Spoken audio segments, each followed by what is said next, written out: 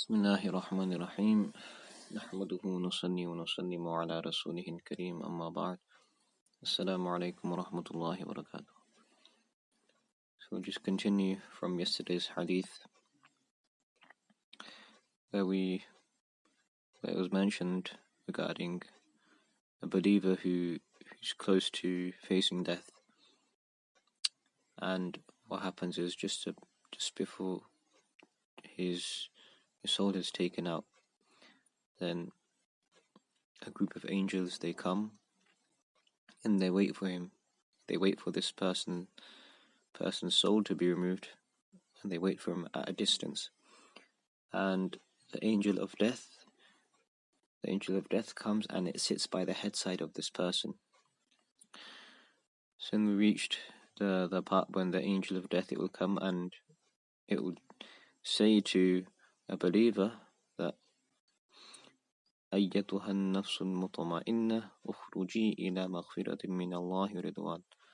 That, O soul, O contented soul, meaning that soul who was pleased and content with the commands of Allah Ta'ala, come to the forgiveness of Allah Ta'ala. So then it continues that فَتَخْرُجُ تَسِيلُ كَمَا تَسِيلُ الْقَطْرَةُ مِنَ السِّقَاءِ. That such a soul will come out with ease like water drops flow out of a water bag.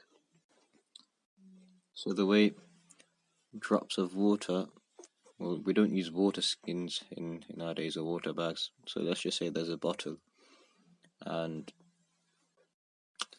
there's a bottle which is full of water. So if someone made a tiny hole towards the bottom, then we'll see water slowly seeping out.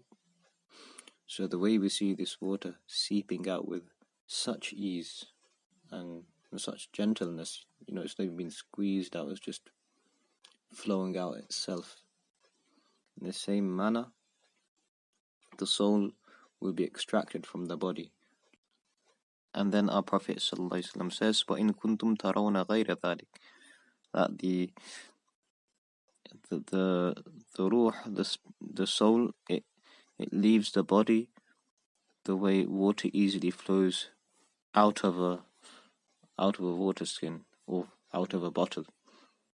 Even though you may see something besides that, meaning even though outwardly you may witness a state other than this, that the life comes out with difficulty, but the difficulty is on the body.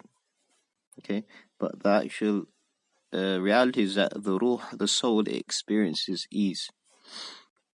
So one thing is the physical self experiencing hardships and pain, and the other is the ruh, the spirit, experiencing ease.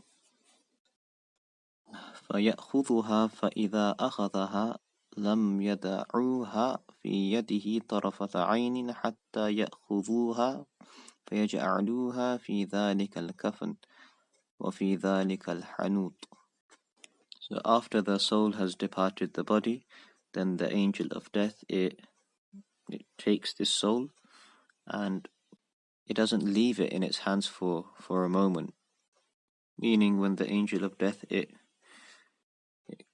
gets a hold of the soul, then it hands it over. It doesn't hold it for too long. It hands it over to the other angels who are waiting. And with those angels, they have the kafan and the fragrance of Jannah with them.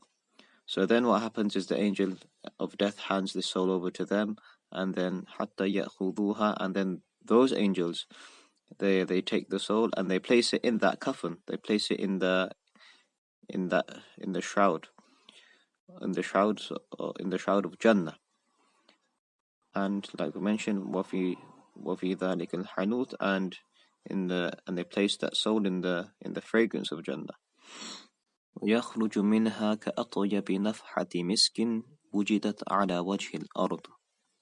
Such a fragrance emits from the soul, which is like the strongest fragrance which can be or the smell is like the most pleasant fragrance which could be found on the face of the earth.